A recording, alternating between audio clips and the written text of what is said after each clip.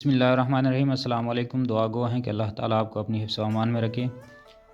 ناظرین، ریلوے نظام جب آج سے 169 ایئرز پہلے برصغیر میں آنا شروع ہوا تو یہ صرف آمد و رفت کا ذریعہ نہیں تھا۔ اس نے چند اشروں کے اندر انسانوں کے رہن سہن، کھانے پینے، اوڑھنے پہننے، نوکری یا کاروبار کے طریقوں، حتیٰ کہ سوچنے کے انداز کو بھی بدل ڈالا تھا۔ لیکن پاکستان میں یہ نظام آج ٹوٹ پھوٹ اور زوال کی عبرتناک داستان بن چکا ہے۔ پاکستان ریلوے نے چین سے کچھ ڈبے منگوائے تھے۔ ان میں کچھ عجیب سی شکل کے لوہے کے ڈھلے ہوئے بیرنگ ہب لگے تھے۔ کچھ عرصہ بعد ان میں خرابی پیدا ہونا شروع ہو گئی۔ 500 ہبس کی ڈیمانڈ نکالی گئی۔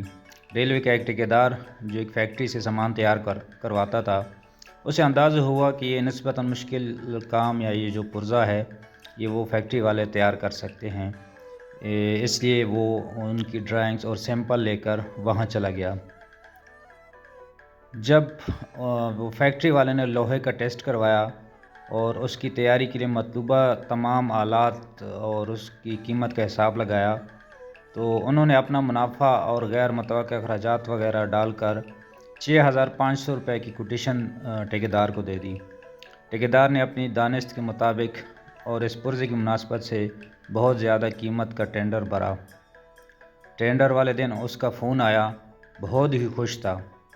سر تیاری کر لیں، ہم نے ٹینڈر جیت لیا، بس آپ نے جلد از جلد بالکل زبردست مال بنا کر دینا ہے۔ ہم نے بھی انتہائی تیاری شروع کر دی۔ ایک ہفتہ گزر گیا، ٹھیکیدار نہیں آیا۔ اس سے پوچھا، غیر مناسب سا بہانہ بنایا۔ کچھ دن اور گزرے، دوبارہ معلوم کیا، پتہ چلا ٹینڈر منسوخ ہو گیا۔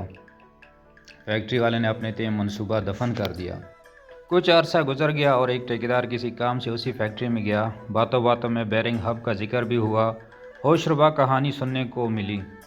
جس ہب کا نرخ اس فیکٹری والے نے 6500 دیا تھا، ان کا خیال تھا کہ ٹھیکیدار نے 9-10 ہزار میں ٹینڈر جیتا ہوگا، مگر اس نے 30,000 میں لیا تھا۔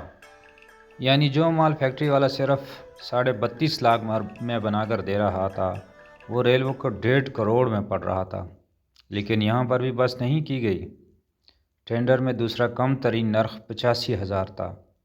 85,000 والے نے 30,000 والے سے کہا کہ بھائی، جتنی رقم تمہیں محنت کر کے سرمایہ لگا کر بچے گی، اتنے ہم سے ویسے ہی لے لو اور محکمہ کو لکھ کے دو کہ مجھ سے غلطی ہو گئی ہے اور میں اس قیمت پر سپلائی نہیں کر سکتا۔ اس نے وہی کیا۔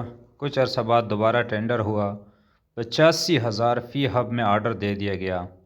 جو مال ریلوے کو 50 لاکھ روپے میں مل سکتا تھا، 4.25 کروڑ میں خریدا گیا۔ سپلائی کرنے والے نے چین سے انتہائی سستے داموں منگوا کر فراہم کیے۔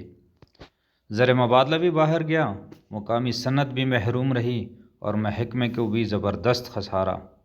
یہ صرف ایک پرزے کی داستان ہے۔ یہی وہ دیمک ہے جو ہمارے اداروں کو اپنے پاؤں پر کھڑا نہیں ہونے دیتی۔ نہیں معلوم کون سی کیڑے مار دوا ہے جو اس دیمک کو ختم